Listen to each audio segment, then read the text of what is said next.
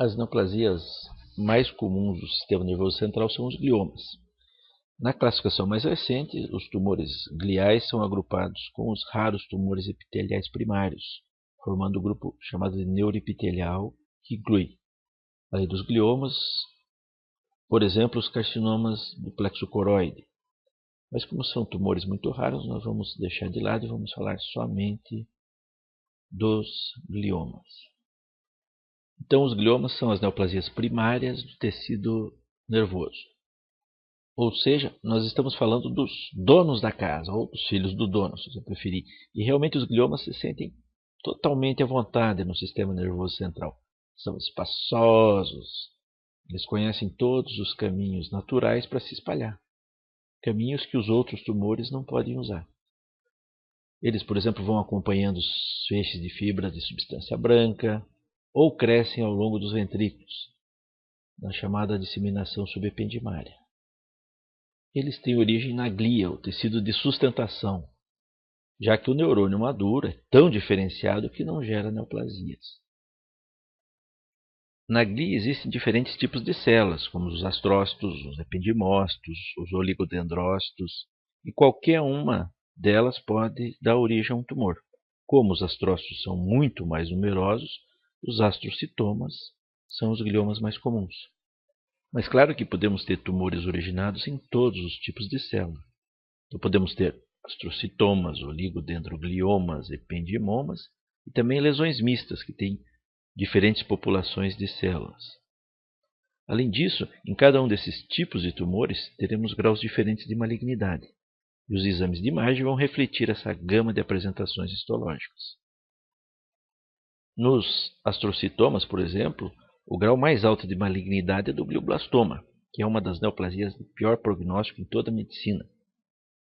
O glioblastoma tem grande multiplicação de células neoplásicas, que vão ser traduzidas na histologia por um grande número de células malignas e de mitoses, grande capacidade de disseminação, grande proliferação de vasos, a chamada neovascularização, e como todo tumor com grande multiplicação celular, devido à perda dessa relação entre o número de células e a perfusão, o glioblastoma vai apresentar áreas de necrose.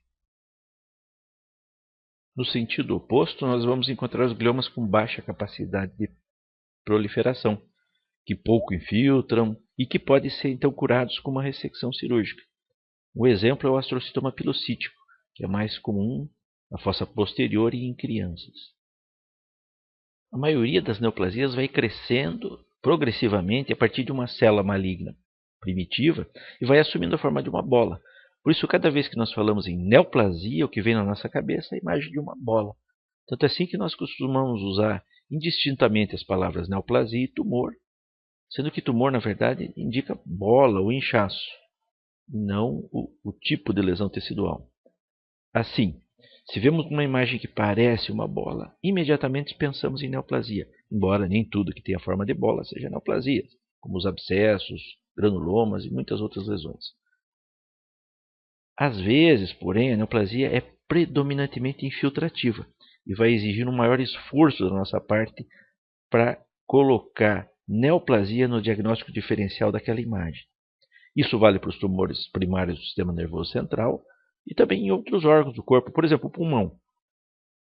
O câncer de pulmão muitas vezes não se manifesta por uma bola, mas pela infiltração dos brônquios, dando a telectasia. Se a gente não pensar nessa possibilidade, a gente não vai fazer o diagnóstico. Os gliomas podem ser malignos desde o começo, mas podem ter baixo grau de malignidade por muitos e muitos anos, quase sem crescer, e de repente uma celulinha lá sofre uma mutação, fica mais maligna e passa a se multiplicar como uma louca.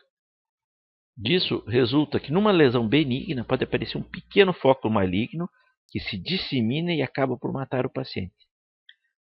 Nesse caso aqui, por exemplo, temos uma pequena lesão indefinida frontal direita. O paciente abandonou os exames de controle e só voltou depois de 15 anos, quando os sintomas voltaram a aparecer. Aparecer porque a lesão se malignizou.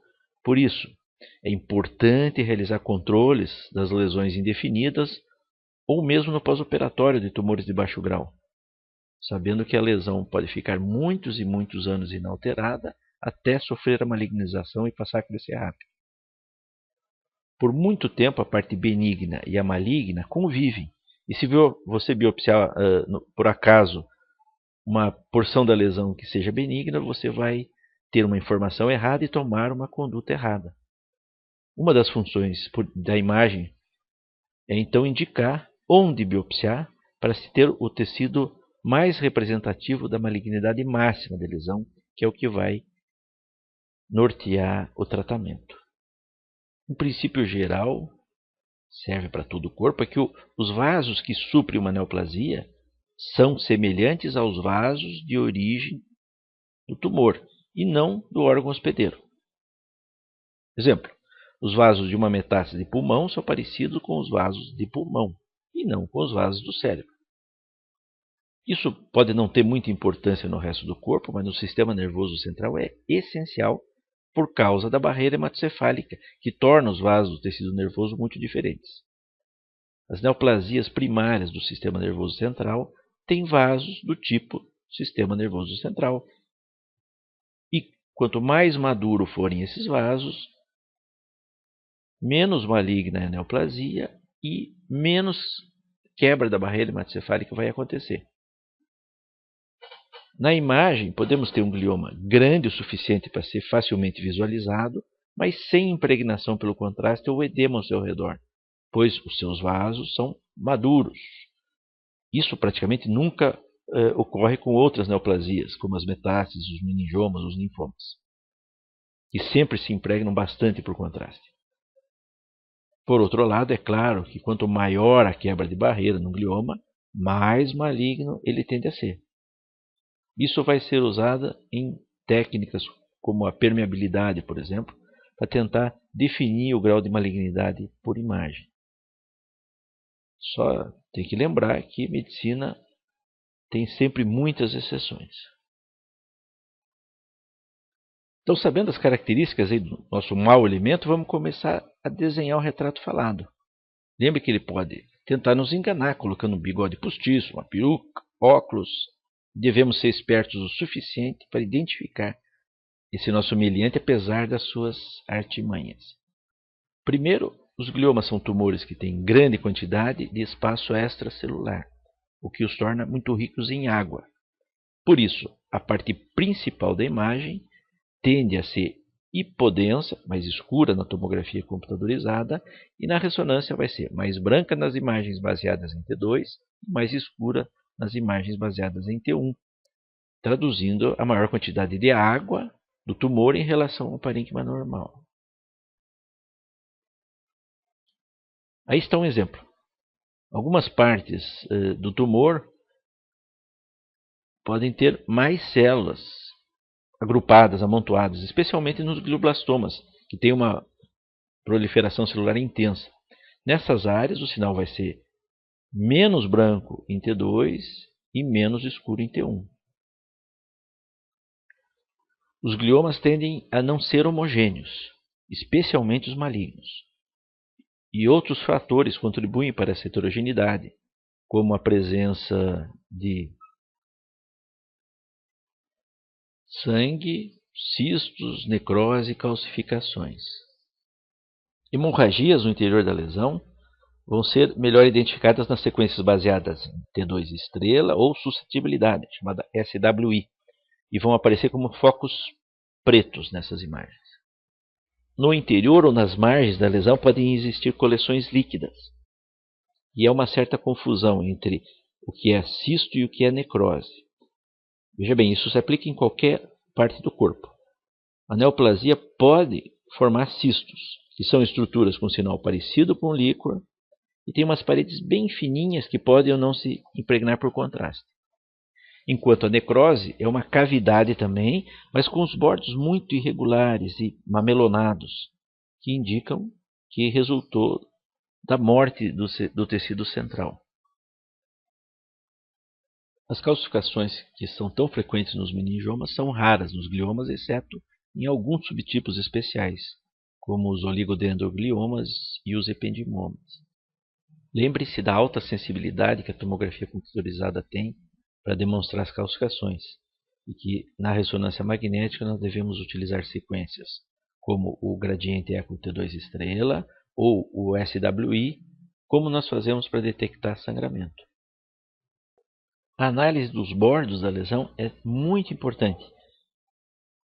Por exemplo, a nitidez dos bordos pode dar uma ideia da malignidade. Lesões malignas não são bem delimitadas porque tendem a infiltrar as áreas vizinhas, enquanto tumores de baixo grau costumam ser melhor delimitados. Agora, atenção, gliomas de baixo grau podem não ser bem delimitados. Lembra aquele negócio que eles são da casa e ficam muitos anos sem dar clínica. Por isso, eles têm muito tempo para se espalhar lentamente. Podemos encontrar gliomas de baixo grau com grande disseminação, principalmente ao longo dos feixes de substância branca, dando o que se chamava antes um quadro de gliomatose cerebral, mesmo não sendo neoplasias malignas. Também em relação aos bordos, um outro conceito muito importante é o halo de alteração de sinal em torno da lesão. Vamos usar um exemplo prático. Se eu lhe pedir para desenhar os bordos do tumor, onde é que você vai marcar? A resposta é depende.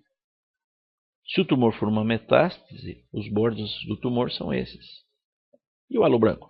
Bom, o halo branco é só edema vasogênico pela ausência da barreira hematocefálica da lesão. Tire a bolinha e o edema desaparece.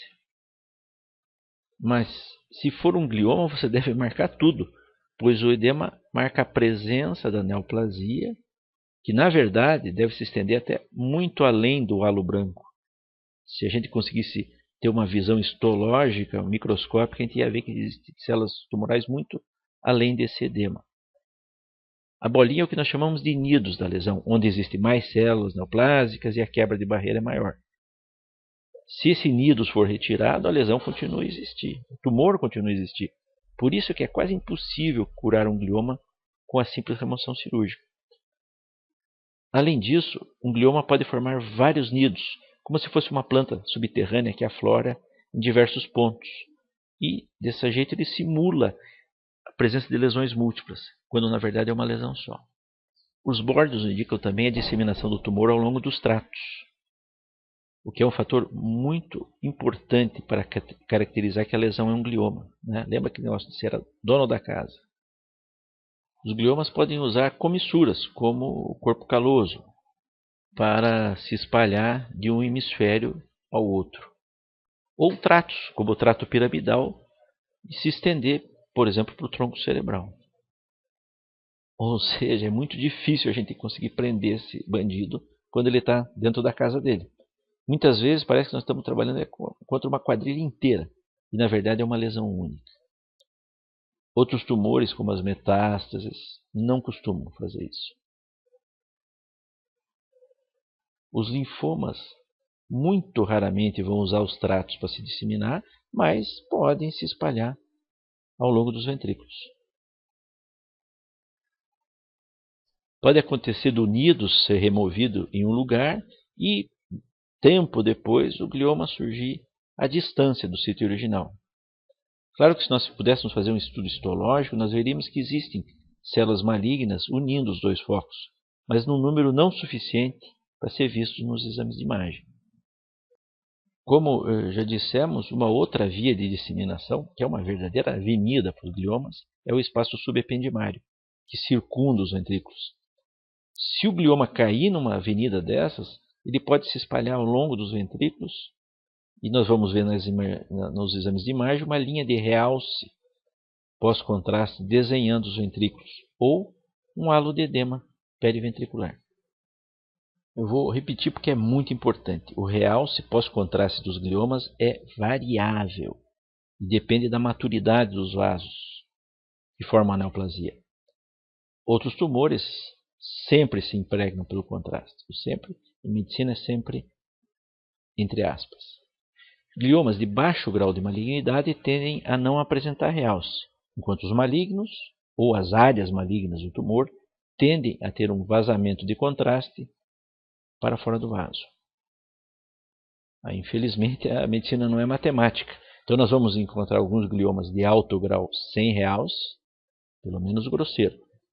E vamos encontrar gliomas de baixo grau, como o pilocítico, que tem realce importante. Se a imagem convencional não é suficientemente sensível, nós podemos lançar mão de algumas técnicas funcionais, como a espectroscopia e a permeabilidade, para nos ajudar, ou às vezes nos confundir, como nós veremos na aula sobre técnicas novas em neuroimagem. Muito obrigado.